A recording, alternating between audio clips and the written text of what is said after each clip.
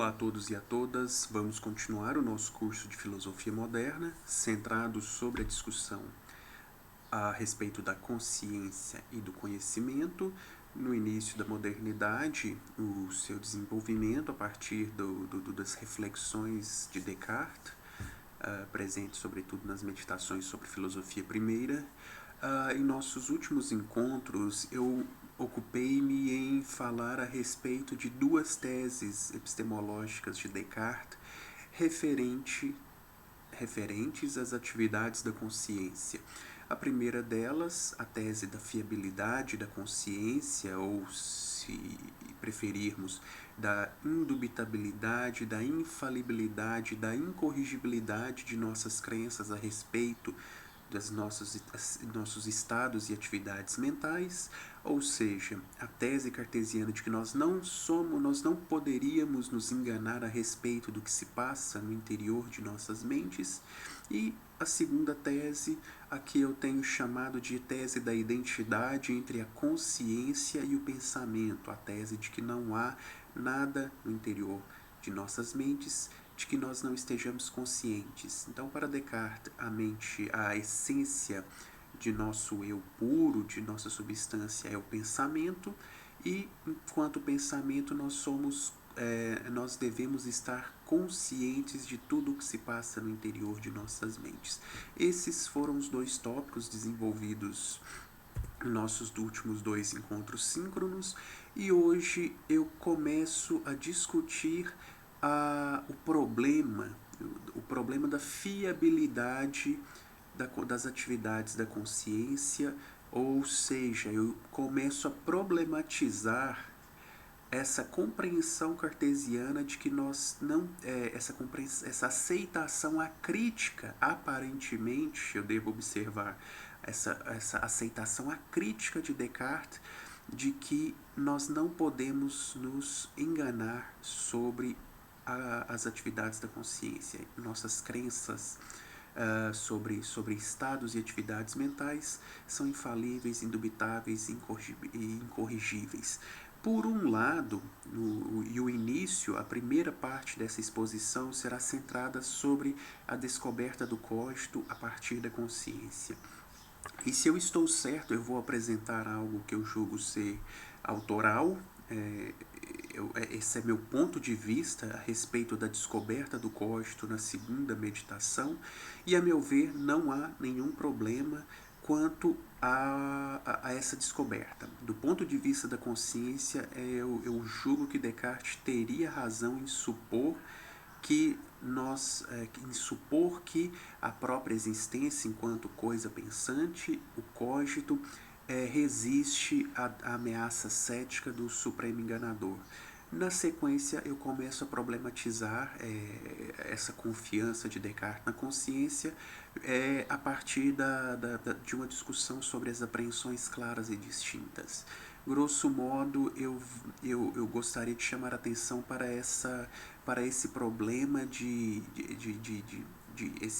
essa compreensão cartesiana de que nós temos apreensões claras e distintas, e de que maneira esse supremo enganador não seria capaz de nos enganar quando acreditamos estar percebendo algo claro e distintamente, quando nós temos uma ideia clara e distinta. Então, grosso modo, esses serão os dois pontos que serão desenvolvidos nessa exposição. Então eu retomo com a discussão da segunda meditação, da meditação 2, em que nos parágrafos em que Descartes descobre a própria existência. Então ele vai dizer: eu sou, eu existo, e isso será resultado, como dito algumas vezes, resultado do método da dúvida desenvolvido ao longo da meditação 1. Então, após a eliminação de todo o externo e a interiorização forçada do pensamento, descobre algo por eliminação. Então a dúvida nos permite fazer uma descoberta por eliminação. Então, o que quer dizer interiorização? Porque Descartes, como nós nos lembramos, ao fim da primeira meditação, radicaliza sua dúvida e coloca em questão a existência dos objetos do mundo material, a existência dos objetos externos, coloca em questão a existência do próprio corpo. Então Descartes se vê como que obrigado a direcionar a sua investigação, a sua busca pelo fundamento do conhecimento, por aquilo que servirá de ponto de apoio para erigir o edifício do conhecimento. Ele se vê obrigado a interiorizar a investigação. Será dentro do seu próprio pensamento que ele encontrará algo. Então, por isso, essa interiorização forçada. Se não há o externo, a busca deve continuar no interno, no âmbito da consciência, não dos sentidos. Descartes diz: após a dúvida radical permitida pelo Supremo Enganador, eliminar o corpo, Descartes se pergunta: acaso estou atado assim ao corpo e aos sentidos que, sem eles, não posso ser? Mas já me persuadi de que não há no mundo totalmente nada, nenhum céu, nenhuma terra, nenhuma mente, nenhum corpo. Portanto, não me persuadi de que eu também não era. Ao contrário, eu certamente era, se me persuadi de algo ou se somente pensei algo. Então, eliminar o corpo não implica necessariamente que nós tenhamos nos eliminado. Então, a dúvida radical elimina o corpo, mas há algo que resta após esse processo de hiperbolização da dúvida, que é nós mesmos, ou a nossa própria existência. Ainda não sabemos de que modo nós existimos, ou que é enquanto coisa que pensa, mas sabemos que existimos. E essa descoberta resiste, mais uma vez, Descartes acredita que essa descoberta resiste à ameaça cética do Supremo Enganador. Então, a primeira descoberta de Descartes é que ele é algo, enquanto pensa, e este é, claro, o tão célebre cogito cartesiano. Mas há um enganador, não sei quem, sumamente poderoso, sumamente astucioso, que, por indústria, sempre me engana. Não há dúvida, portanto, de que eu sou, também se me engana. Que me engane o quanto possa, nunca poderá fazer, porém, que eu nada seja enquanto eu pensar que sou algo. De sorte que, depois de ponderar e examinar cuidadosamente todas as coisas, é preciso estabelecer finalmente que este enunciado, eu sou, eu existo, é necessariamente verdadeiro todas as vezes que é por mim proferido ou concebido na mente. Notem que não há aqui aquela formulação do penso logo existo presente no discurso do método. Então, Descartes se limita, nesse momento, a afirmar que ele existe. Então, ainda que exista um supremo enganador capaz de fazer com que ele acredite equivocadamente que há um mundo de objetos externos, que ele possui um corpo, capaz de fazer com que ele se engane, inclusive ao realizar as mais simples operações da matemática, ainda assim, Descartes, ele existe. O meditador continua a existir, ainda que dentro dessas condições. Aí, assim, o resultado da dúvida hiperbólica é essa descoberta da própria existência. E aqui eu chamo a atenção para uma distinção presente, uma terminologia presente na literatura secundária, que é a distinção entre o eu empírico e o eu puro. O que o Descartes está descobrindo aqui agora é o eu puro, o eu enquanto substância pensante, enquanto puro pensamento. O eu empírico é o eu, nós podemos entendê-lo como o eu dos sentidos, das lembranças, das emoções, que possui um corpo e pode ser imaginado, ou seja, pode ser, além de sentido, pode ser visualizado. Esse é o ego, ou o eu com o qual o ser humano está habituado a viver, que é o eu do cotidiano. E daqui a alguns encontros nós vamos falar sobre o problema da identidade pessoal na filosofia do Locke, e o que Locke entende por pessoa ou por identidade pessoal, pelo eu, o eu lockeano, é semelhante a isso que nós estamos chamando aqui de eu empírico, que é esse eu em que nós que acreditamos que nós somos. Eu acredito que sou uma pessoa que possui esse corpo, que possui certas lembranças de ter realizado certos feitos, ter pensado em certos objetos, que tem determinadas paixões, que tem determinadas emoções. Isso tudo que reúne o que nós chamamos, não fora da filosofia de personalidade, ou enfim, tudo isso que nós aprendemos por meio dos sentidos, por meio das lembranças, por meio do aspecto afetivo, enquanto paixões e emoções, tudo isso que acreditamos que faz parte de nós é o eu empírico. E isso, é claro, isso está disponível a todos nós por toda essa gama de faculdades ou atividades mentais. A memória, os sentidos, as paixões, isso tudo nós apreendemos esse eu empírico na vida cotidiana. E não é esse o eu que o Descartes tem em vista, claro, quando a partir da hipótese do supremo enganador. Esse eu puro é um eu apreendido tão somente após o processo da dúvida. Ele não é apreendido pelos sentidos, não é um conjunto de lembranças, não possui um corpo ou uma imagem. Nós não conseguimos imaginar esse eu.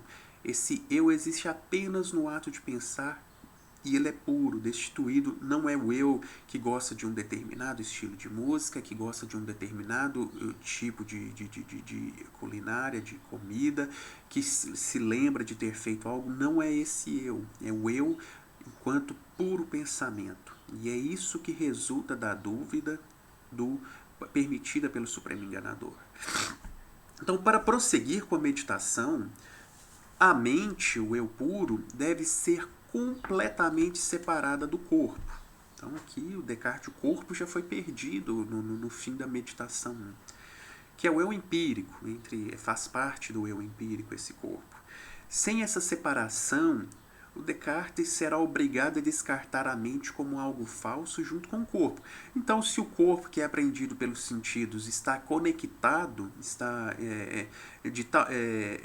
de uma maneira que não pode ser separado do meu eu, do meu eu puro, então, já que o corpo é duvidoso por ser apreendido pelos sentidos e os sentidos, ou a fiabilidade dos sentidos está em questão, o eu puro também deveria ser descartado como algo conectado a esse eu empírico que está contaminado pela dúvida. Mas é claro que o objetivo de Descartes é raciocinar no sentido de mostrar que há essa separação radical entre esse eu empírico e esse eu puro, que esse eu empírico dos sentidos está assim ameaçado momentaneamente pela dúvida, mas esse eu puro é resultado de um processo intelectual. E nesse sentido nós vamos ver ao fim da meditação 2 que o exemplo da cera, o célebre exemplo do pedaço de cera, vai nos mostrar que nós podemos nos conhecer muito mais clara e distintamente por um ato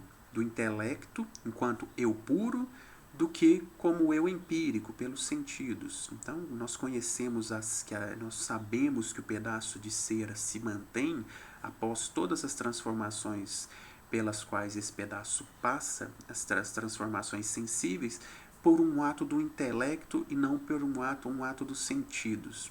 Então, por uma apreensão sensível. Então, os sentidos é que o intelecto é fundamento do nosso juízo sobre a manutenção do pedaço, da identidade do pedaço de cera. Então, é o que nos permite conhecer o pedaço de cera e, da mesma maneira, nós podemos saber que nós nos conhecemos mais claro e distintamente enquanto eu puro, enquanto substância pensante, do que enquanto eu empírico. Substância pensante, algo apreendido por um ato do intelecto, e o empírico apreendido pelo um ato dos sentidos e também da memória, da imaginação, das nossas paixões. Então isso foi só um parênteses para fazer essa observação sobre a distinção do que está sobre o que sobrevive à dúvida do Supremo Enganador. Então é claro que grande parte dos seres humanos, se não todos, pelo menos aqueles que se prontificam a pensar sobre isso, acreditam na própria existência. Então, isso é claro.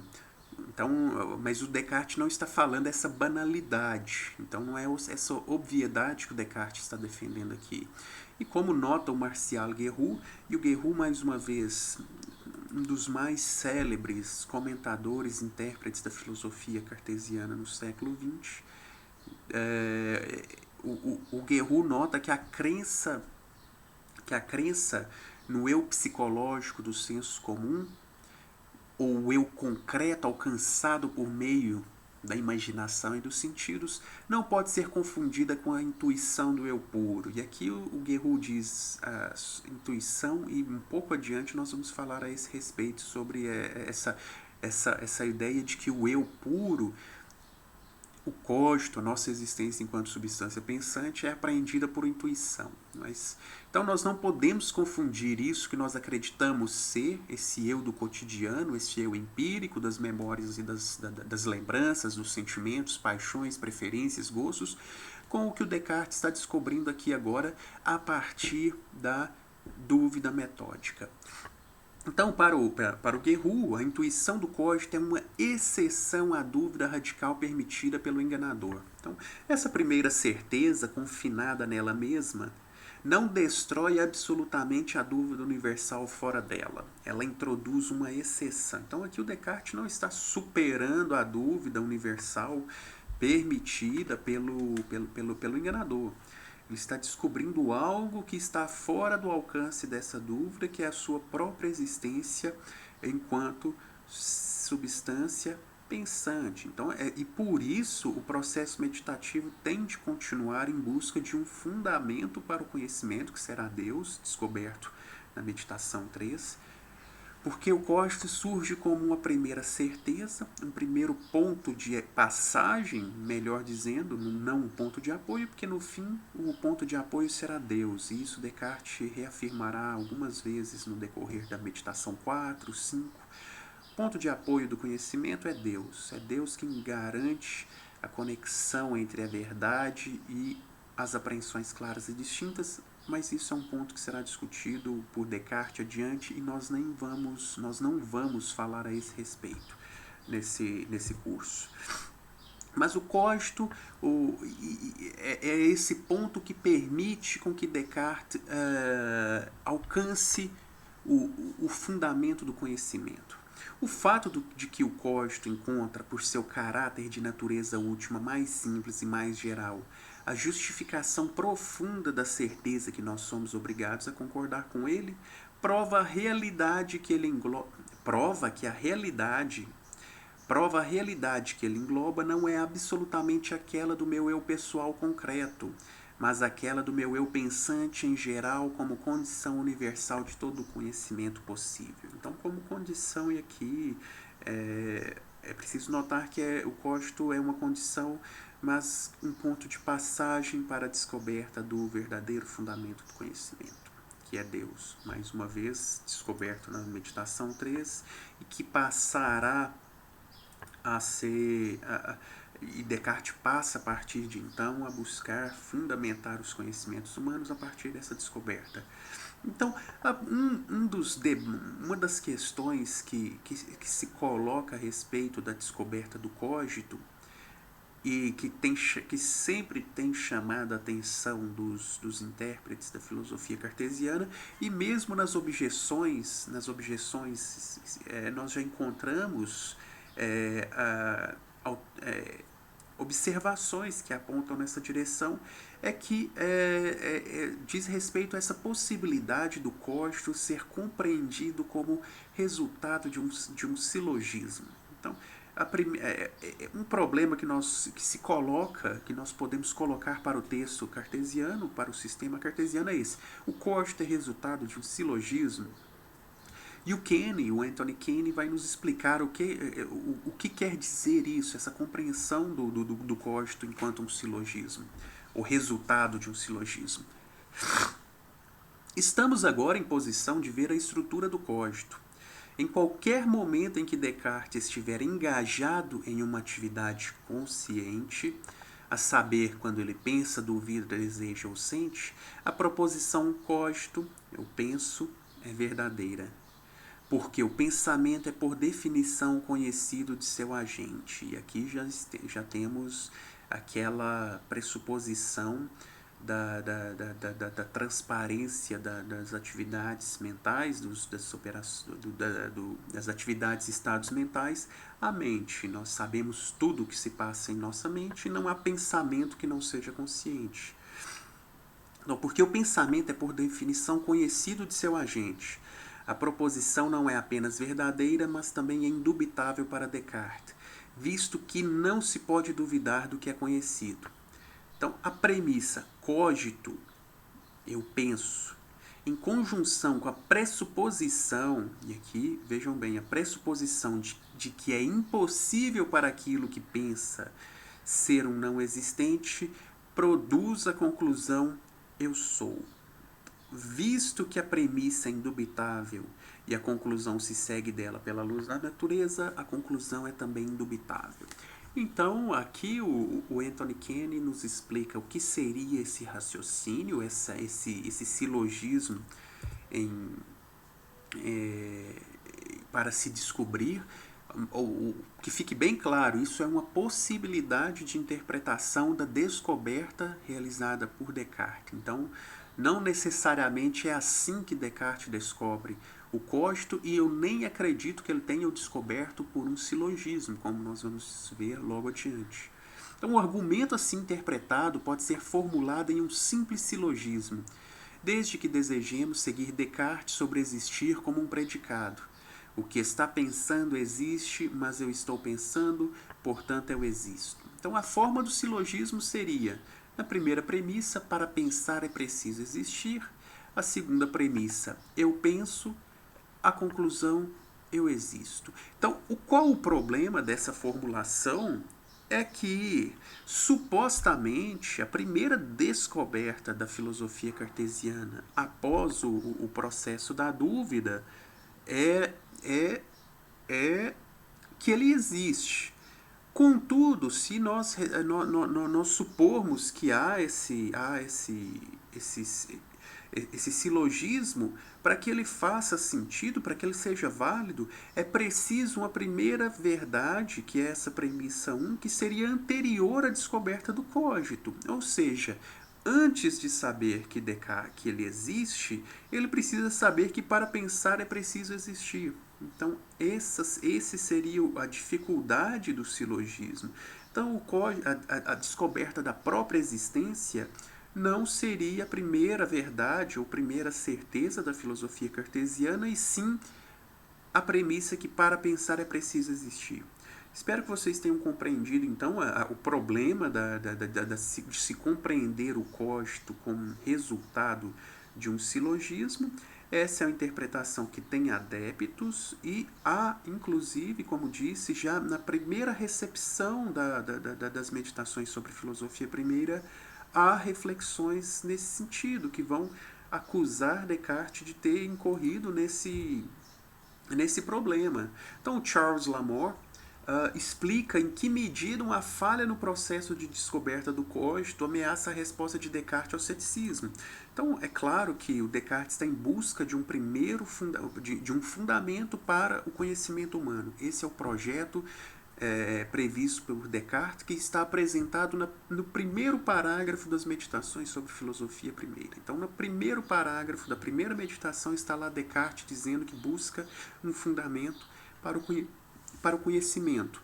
A primeira descoberta das meditações é a descoberta do cogito, da própria existência. Então, se isso está em questão, então todo o projeto cartesiano, visto que o cogito se torna esse ponto de passagem para se descobrir Deus, todo o projeto cartesiano está ameaçado se nós não encontrarmos uma solução para esse problema. Então, é uma dificuldade que ameaça todo o desenvolvimento da filosofia cartesiana a partir daí. E o Lamore diz: se cogito ergo sum é entendido como um argumento no qual o próprio Descartes apresenta uma premissa, que seria aquela de que para pensar é preciso existir, e extrai uma conclusão, nenhum cético precisaria se sentir desconcertado. Então, claro, se ele está buscando um fundamento para o conhecimento, o Descartes não se pretende cético. Então, ele está procurando uma resposta para o ceticismo sobre as possibilidades do conhecimento humano. Então, tal argumento parece irremediavelmente circular, se o cogito for o resultado de um silogismo, já que quaisquer razões para ainda não concordar com uma conclusão tão elementar quanto o sum também acarretariam dúvidas sobre a premissa. Então, bastaria que um cético se opusesse à premissa de fato é preciso existir para pensar, para que todo o edifício ali viesse ao chão. Essa é a dificuldade. Então, o cogito é descoberto por intuição. Então, a outra possibilidade, é claro, isso existem várias interpretações. Na década de 60, há alguns artigos muito interessantes a esse respeito, e o tema vem sendo debatido com muita frequência na história da literatura secundária cartesiana, mas uma das possibilidades, e que me parece ser a mais plausível, mais certa, pelo menos no texto das Meditações sobre Filosofia Primeira, que a formulação cogito ergo sum aparece de fato no discurso do método. Ali, ainda que eu não tenha me detido sobre esse estudo, ali é possível que faça sentido pensarmos num Descartes descobrindo o cogito, a própria existência, a partir de um silogismo. Mas nas Meditações não. E isso é textual. Então, o porquê? Porque ali o Descartes vai nos dizer que o cogito não é resultado de um silogismo, porque ele é descoberto por uma intuição. Então, isso vai aparecer nas respostas ao segundo conjunto de objeções, que são as objeções que foram reunidas pelo Mersenne e que foram escritas por vários doutos. É uma miscelânea de objeções, não é só um autor. Então, nas respostas, o Descartes vai observar que o cogito não é resultado de um silogismo. Então, ele nota esse problema e vai dizer: perdão. Quando estamos cientes do fato de que somos coisas pensantes, isso é uma primeira noção certa que não é concluída de nenhum raciocínio. Mais uma vez, não é o caso quando alguém diz perdão. Quando alguém diz eu penso, portanto eu sou, ou eu existo, que ele deduz a existência a partir do pensamento por meio de um silogismo. Ao invés, ele a está reconhecendo como autoevidente por uma simples intuição da mente. Então, o conceito de autoevidente e de intuição, esses dois conceitos estão conectados para o Descartes e para alguns autores, pelo menos, da história da filosofia na sequência. Nós vamos ver em Locke algo parecido, nós vamos ver no Thomas Reid também essa compreensão de que o conhecimento intuitivo é o conhecimento autoevidente. Então, autoevidente é aquilo que está é evidente em si, é o que está justificado por si e não depende de mais nenhum outro raciocínio para ser compreendido como verdadeiro. Então, esse é, grosso modo, o conceito de autoevidente. Lá no Locke, também no Reid, por exemplo, nós temos essa compreensão de que é aquilo que é aceito imediatamente. Assim que tão logo nós compreendemos uma proposição, o assentimento à sua verdade é imediato. Nós não precisamos raciocinar para provar a sua verdade, nós não precisamos buscar argumentos para isso. A apreensão da verdade surge imediatamente. Então, o cogito seria uma intuição nesse sentido de um conhecimento intuído que é autoevidente, que não necessita de nenhum argumento em seu favor. Então, e o Descartes continua, ainda nas respostas às segundas objeções, ao segundo conjunto de objeções. Isso é evidente a partir do fato de que, se ele a deduzisse mediante um silogismo, ele teria de conhecer antes a premissa maior: o que pensa é ou existe. Contudo, é certo ao invés, que ele aprende isso experienciando por si mesmo que é impossível pensar sem sentir. Então, não, o Descartes reconhece que de modo algum podemos entender a descoberta do cogito como resultante de um processo de silogismo e que nós intuímos a nossa própria existência. E aqui, como eu entendo essa questão da intuição, também é uma aproximação mais particular do texto cartesiano, por isso uma hipótese minha, que o cogito então pode ser entendido tanto como uma intuição residual quanto uma intuição contextual permitida pela consciência. Então, uma intuição residual, se eu não me engano, o Guerrero já usava esse termo residual, que é o resto. É o que sobra depois do processo de radicalização da dúvida, o que sobra é a própria existência, é o resíduo. E também o que eu acrescento é essa compreensão de que é contextual.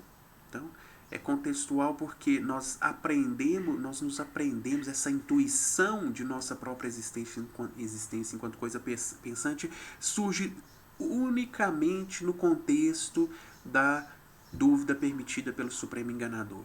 Então, é uma intuição residual na medida em que o conhecimento da própria existência surge como aquilo que resta diante da dúvida hiperbólica que tudo elimina. É aquilo de que não se pode duvidar quando se coloca a possibilidade de um ser sumamente poderoso estar a enganar o meditador.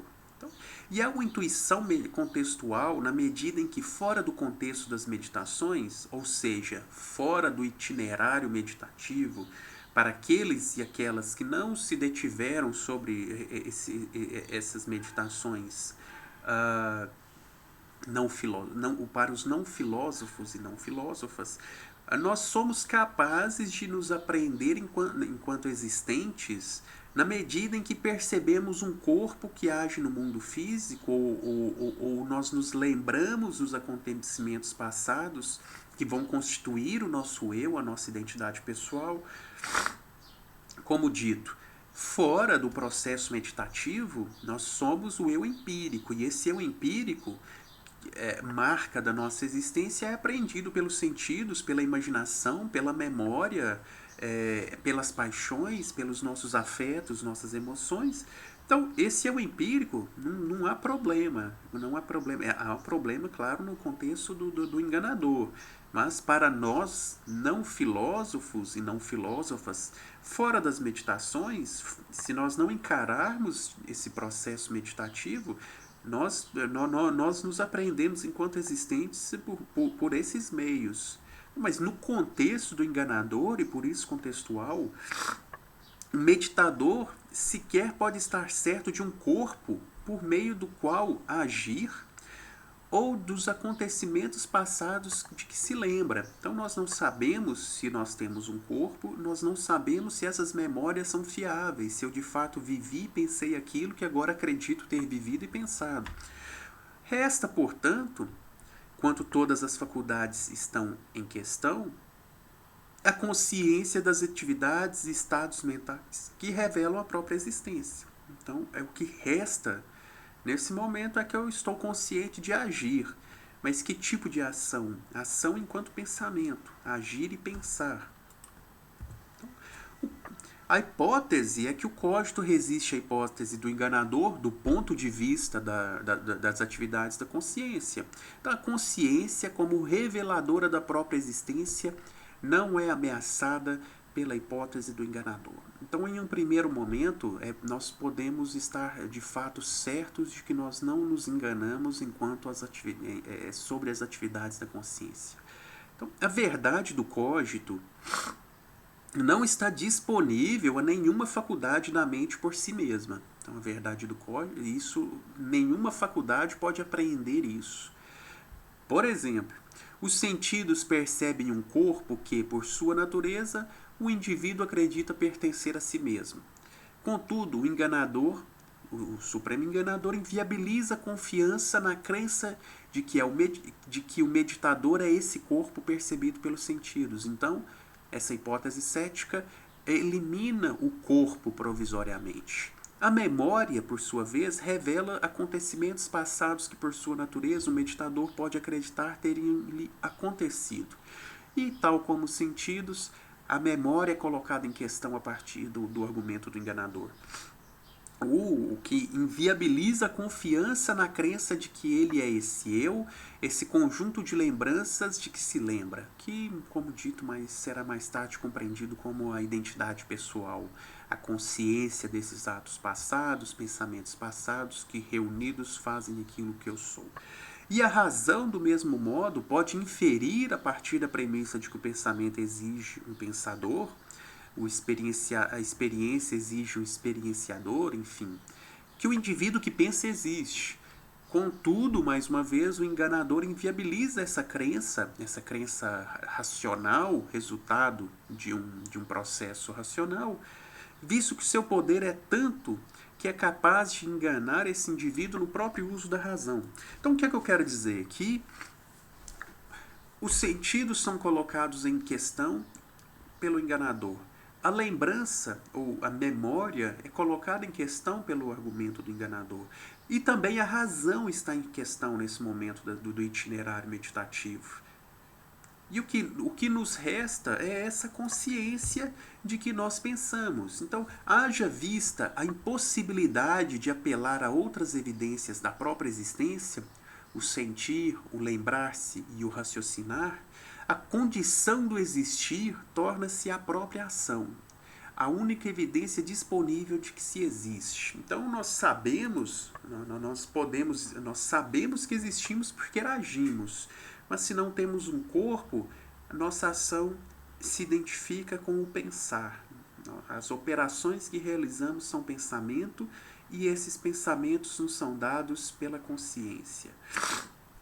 No caso de Descartes, que não dispõe da evidência da ação mediante os membros do corpo, pois os sentidos são questionados nessa etapa do itinerário, a ação pode ocorrer somente por meio do pensamento. Então, eu estou identificando aqui, a partir do texto cartesiano, o agir com o pensar e o pensar com a consciência. Então, consciência, pensamento e ação, consciência, pensamento e ação e existir são identificados. Mas já me persuadi de que não há no mundo totalmente nada, nenhum céu, nenhuma terra, nenhuma mente, nenhum corpo, nessa passagem já citada agora há pouco.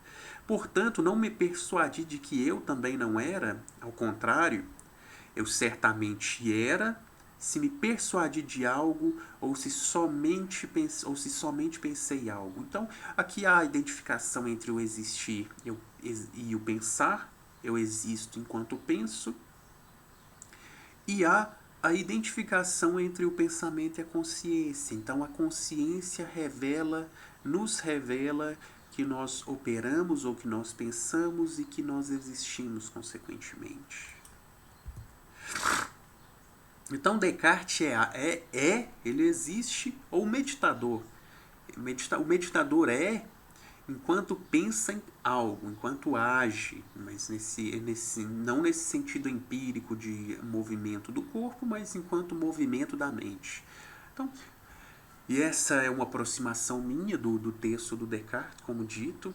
Compreender a consistência da descoberta do cogito, portanto, depende da compreensão da identificação entre o existir e o agir. A única evidência disponível da própria existência é a ação, ou nesse caso, para ser mais específico, a consciência da ação de pensar. Então, o meditador só tem acesso à sua ação, e nesse contexto a sua ação é o pensar, em virtude da consciência de suas atividades mentais, seja qual for a especificidade do pensamento. Se a mente sente, lembra ou raciocina. Ainda que o enganador confunda o meditador em todas essas operações, a consciência de que se pensa revela a própria existência e disso Descartes pode estar seguro. Então, a única marca do existir, falando de outra maneira, de que outra maneira nós poderíamos existir se não agindo. Então, nós sabemos que existimos porque agimos, nós não temos o corpo nesse momento, então nós agimos por meio de operações, nós operamos e isso nos é dado pela consciência. Então, finalmente, o enganador pode fazer com que o meditador pense o que quer que seja, mas enquanto o pensar, agir é o signo da existência, esse meditador está seguro de sua existência. E para concluir, essa é uma intuição oferecida no próprio ato de sentir, lembrar-se, raciocinar, enfim, em todo o ato de pensar. Por isso a intuição. Nós estamos intuindo que nós existimos enquanto nós agimos. Ou estamos conscientes de agir, e esse agir é operar. É uma mente que opera. E nesse momento, a hipótese do enganador não pode ameaçar a consciência enquanto atividade reveladora da própria existência. Então aqui é justamente isso que eu estou tentando dizer. Então, em um primeiro momento, a hipótese do enganador não é capaz de ameaçar a consciência, porque a consciência é aquela atividade mental, aquele fenômeno mental que revela que nós existimos. Então, e que por isso, para esse ponto eu gostaria de chamar a atenção. A própria existência identifica-se com o agir, ou antes com o pensar, e o pensamento que somente pode ser revelado pela consciência. Então, existir é pensar, e pensar é estar consciente. Então, há aqui uma identificação entre consciência e existência que, a meu ver, não é ameaçada pela hipótese do supremo enganador. A única marca que nós temos para identificar o existir seria, então, enquanto ação, e nesse caso, enquanto uma ação intelectual ou mental, que seria a operação que é nos revelada pela consciência.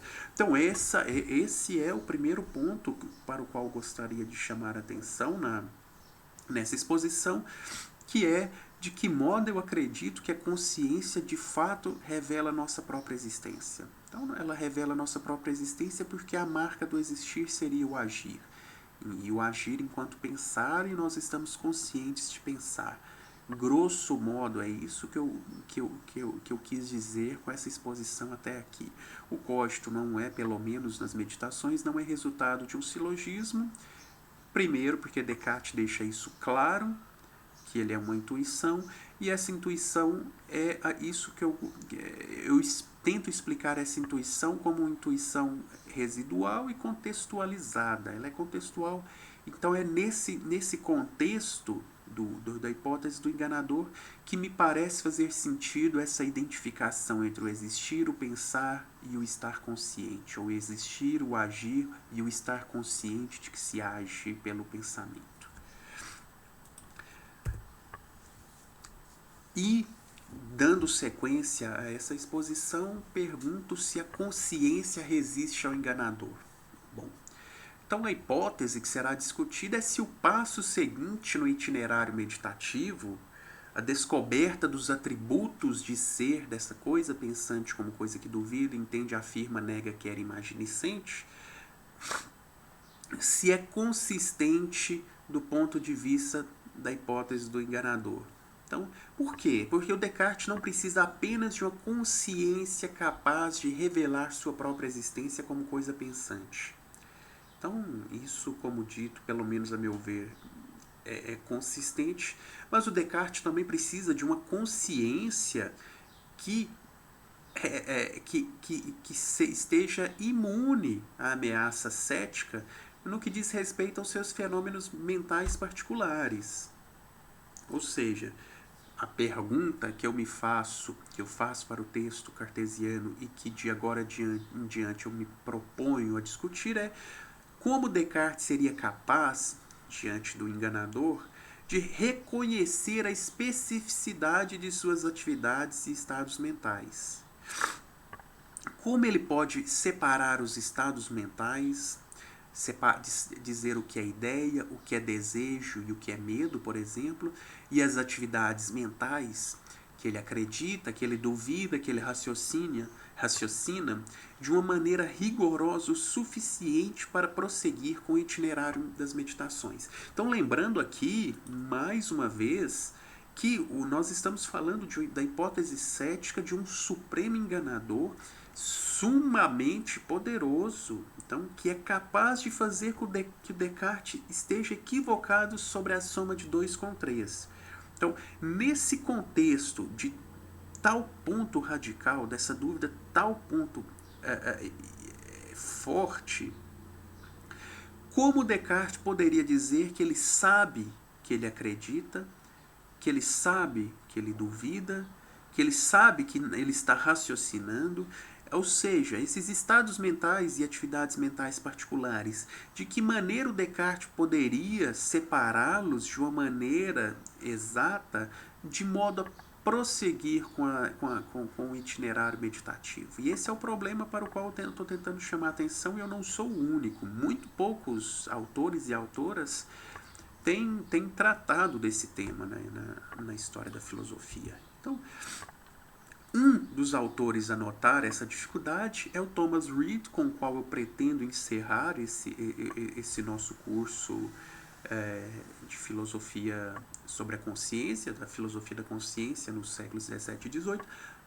O Thomas Reid, lá em 1785, ele publica, a primeira obra do Reid é de 1764, mais de 100 anos depois das meditações sobre filosofia primeira, e em que ele observa isso também, e em uma obra de 1785, os ensaios sobre os poderes intelectuais do homem, ele vai observar isso, ele vai fazer essa observação, ele vai dizer: como você, Descartes, sabe que sua consciência não pode enganá-lo, você pressupôs que tudo o que você vê, ouve e manuseia pode ser uma ilusão. Por que, portanto, o poder da consciência deveria ter essa prerrogativa, a de ser implicitamente fiável quando todos os poderes da mente, quando todos os outros poderes são supostamente falaciosos? Então, essa é uma pergunta que o Reid vai fazer não apenas para o Descartes, mas como também para outros autores, incluindo o Hume, sobre por que essa predileção, essa preferência pela consciência, porque nenhum deles explicou de por que nós não estaríamos enganados sobre a consciência, sobre esses fenômenos mentais, porque as crenças da consciência são imunes, resistem a hipótese cética, e sobretudo a hipótese cética do enganador. Mais recentemente, a Janet Broughton também faz a mesma observação, e eu, em todas as minhas pesquisas até agora, eu não me lembro de ter visto alguém colocar essa questão de uma maneira tão clara como a Broughton. E o Reid, ela diz: suponha que um criador poderoso está fazendo o máximo para me enganar. Ele poderia fazer com que eu acreditasse que estou vendo uma luz quando eu não estou realmente vendo a luz. E aqui, claro, nós estamos falando de uma percepção de um objeto externo. Eu posso acreditar que estou vendo a luz, mas pode ser que a luz não exista. Então, os sentidos estão me enganando. Nesse caso, nós ainda estamos no âmbito dos sentidos. Claro, algo que ele poderia fazer é fazer com que eu falsamente acreditasse que tenho olhos e que há uma fonte de luz em minha frente e que eu estou usando meus olhos para ver essa fonte de luz. Contudo, nossa questão é saber se ele poderia, para usar nossa velha forma de falar, fazer com que eu falsamente acreditasse que eu pareço ver uma luz. E esse pareço ver, eu já tinha chamado a atenção de vocês para essa expressão que aparece na meditação 2. Quando que o Descartes fala, pode ser que eu me engane a respeito de tudo, mas que eu pareço ver, que eu pareço sentir, Isso eu não posso estar enganado quanto a isso. Ou seja, eu posso me enganar quanto às operações dos sentidos, mas sobre estar consciente dessas operações eu não posso me enganar. Então, isso é o que a Janet Broughton está notando também. E esse é o problema.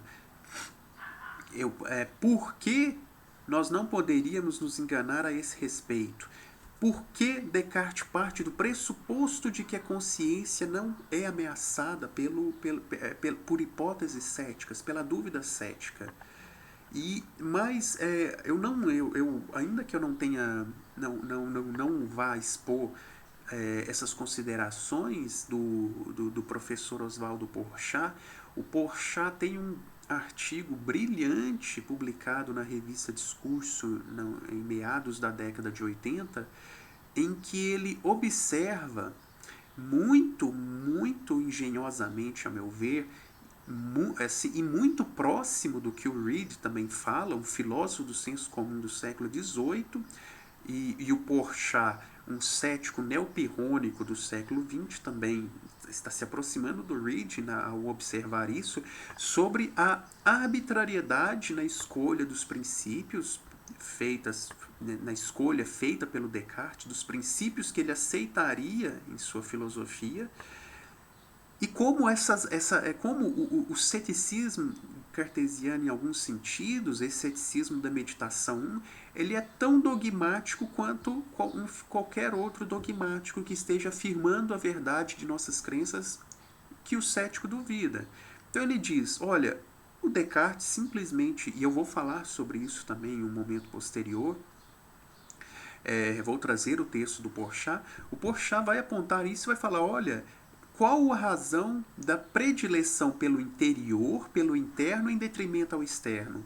Por que eu posso lançar dúvidas sobre os meus sentidos, mas eu não posso lançar dúvidas sobre o que eu sei, sobre o que se passa no interior de nossas mentes?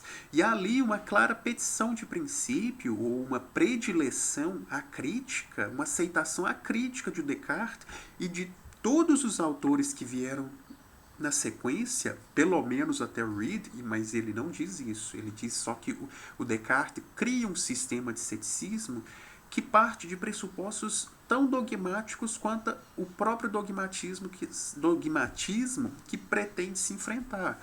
E um desses pressupostos é justamente esse. Por que nós devemos aceitar que conhecemos tão bem assim a nossa mente, o que se passa no interior de nossas mentes, de forma crítica? Não há, pelo menos não explicitamente, um argumento no texto cartesiano que nos mostre a razão de o interno ser tão bem conhecido. Então, por que o interno? Por que essa predileção pelo interno? É possível que alguém diga, bom, o Descartes não é arbitrário ao levantar dúvidas sobre os sentidos. O Descartes apresenta argumentos para mostrar como os sentidos são duvidosos. E é claro, ele apresenta, mas nós também podemos apresentar argumentos sobre o conhecimento do interno, sobre a fiabilidade da consciência. Por que não ser cético sobre isso? Por que partir do pressuposto de que a mente é tão transparente assim e que nós nunca nos enganamos a respeito do que se passa em seu interior? Então, é preciso encontrar no texto cartesiano um argumento sistemático, ou explícito, pelo menos, sobre o porquê de se estar legitimado em confiar na consciência. Não basta, é claro, dizer que suas operações são evidentes e que elas não podem ser falsas. Isso é uma petição de princípio, olha. Elas são evidentes e não podem ser falsas, mas racionalmente ou filosoficamente, porque elas não podem ser falsas. E sobretudo, nesse contexto da hipótese do supremo enganador. A tal ponto, uma hipótese a tal ponto forte do ponto de vista da dúvida que ela pode produzir, por que não ameaça o conhecimento interno, esse conhecimento da consciência? E eu chamo a atenção aqui sobretudo para a questão da apreensão clara e distinta. Então, de que por que Descartes acredita, ou supõe poder acreditar, que está percebendo, apreendendo clara e distintamente uma ideia, nesse contexto do Supremo Enganador. Ele não poderia fazer despertar essa apreensão clara e distinta no Descartes, quando sobre um objeto falso? Então, o problema levantado diz respeito especificamente à consciência de um estado mental em particular. Então, vou concentrar essa discussão sobre esse estado particular, esse estado mental de que estamos conscientes, que é a apreensão clara e distinta. Então, e é certo que o Descartes, ao longo do itinerário meditativo, vale-se não apenas da consciência de apreensões claras e distintas, como também se apoia na consciência de apreensões obscuras e confusas. Então, Descartes diz estar certo de poder distinguir uma apreensão clara e distinta de uma apreensão confusa e obscura. Ora, o que se deve notar é que sua percepção, e isso Descartes diz nas meditações, o que se deve notar é que sua percepção ou ação pela qual é percebida não é um ato de ver, de tocar, de imaginar e nunca o foi, embora antes o parecesse, mas é uma inspeção da mente, que pode ser imperfeita e confusa, como antes era, ou clara e distinta, como agora, segundo presto menos ou mais atenção às coisas de que se compõem. Então, a obscuridade e a confusão são pontos de apoio para a dúvida. Perdão pelo erro, ao passo que a clareza e a distinção são o caminho para a verdade. Então, na filosofia de Descartes, o verdadeiro é o claro e o distinto. Então é o que nos coloca em direção à verdade, é a apreensão clara e distinta. E o Descartes vai além, e que eu acho mais problemático. Descartes fala mesmo de falsas apreensões distintas devidas à imaginação. Então, sobre o corpo, não tinha, na verdade, dúvida alguma e julgava, de modo equivocado, conhecer-lhe a natureza distintamente. Então, aqui há uma referência de Descartes sobre uma percepção que parece ser distinta e que era falsa. E por isso eu me pergunto, ecoando já os escritos do Reed e da Janet Brockton, por que eu não poderia me enganar também quando acredito que estou percebendo claro e distintamente a verdade de 2 com 2? Então, entretanto, ainda me parece, e não posso abster-me de crer, que as coisas corporais, cujas imagens se formam por meu pensamento e que os próprios sentidos exploram, são conhecidas por mim muito mais distintamente do que esse algo de mim que não cai sob a imaginação. Então aqui o Descartes acredita, e ele está dizendo nessa passagem que o eu empírico parece muito mais distinto que o eu puro.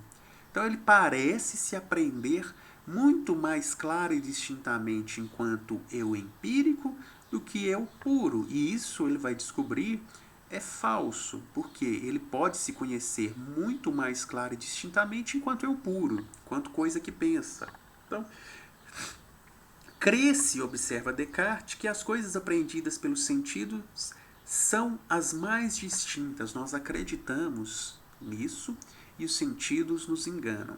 Da mesma maneira, nós acreditamos pela consciência que temos apreensões claras e distintas. Por que nós não nos enganamos quanto a isso?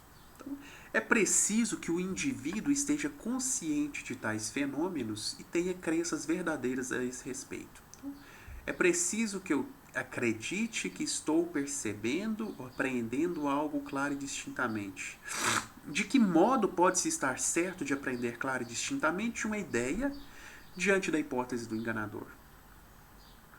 Então, o problema diz respeito estritamente ao estar consciente de uma apreensão clara e distinta. A verdade das crenças acerca desses estados mentais específicos.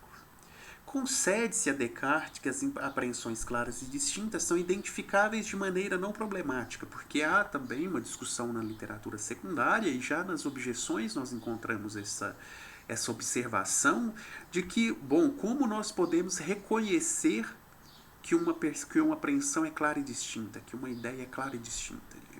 Já se objetou Descartes a esse respeito.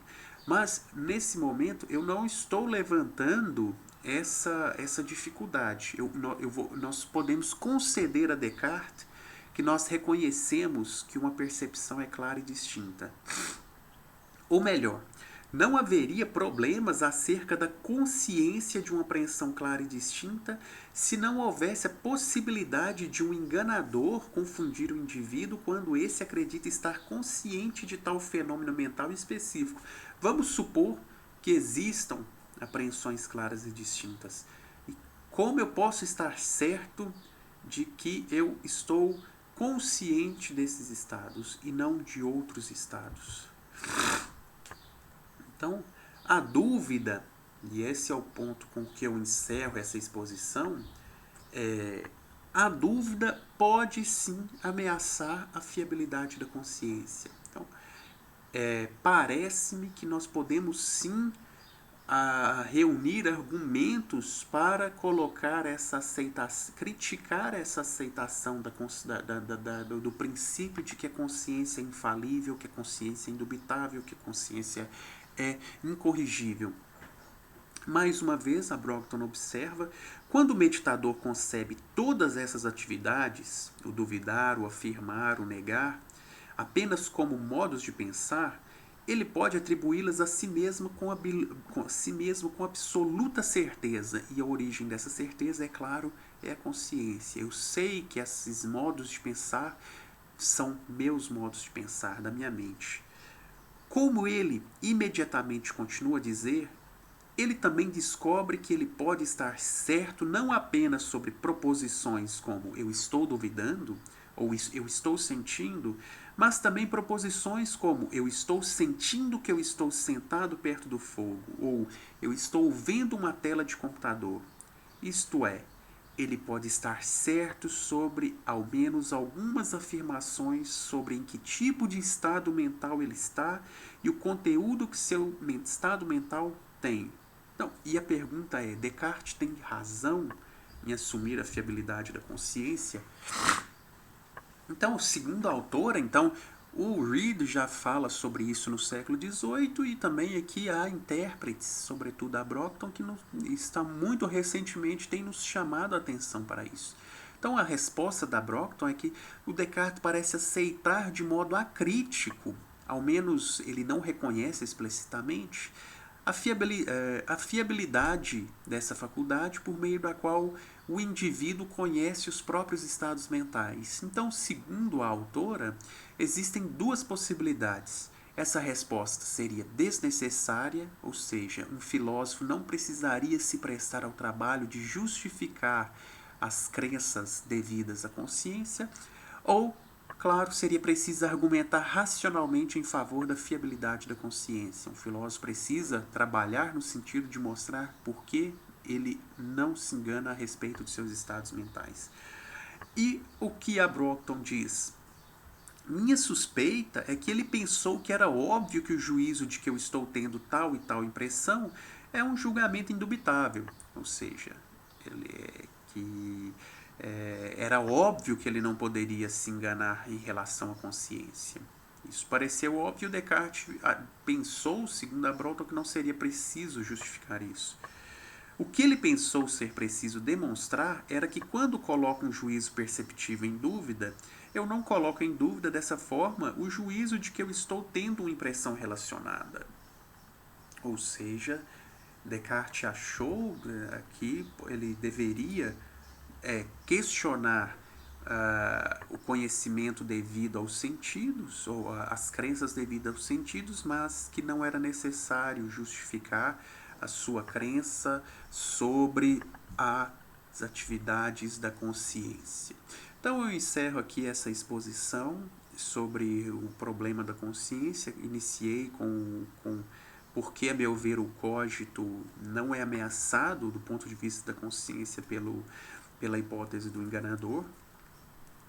E, na sequência, eu vou me ocupar com algumas nos próximos dois encontros, eu vou me ocupar justamente com algumas possibilidades de sistematização de uma resposta para essa dificuldade que o Reid, a Broughton e eu estou apresentando agora. Então, talvez haja algum argumento nas meditações que permitam justificar as crenças devidas à consciência. Ainda que Descartes não tenha sido explícito ou sistemático a esse respeito, talvez nós, intérpretes do texto cartesiano, possamos encontrar ou sistematizar esses argumentos. Eu discutirei 4 possíveis argumentos a esse respeito, 2 no próximo encontro e 2 no encontro subsequente.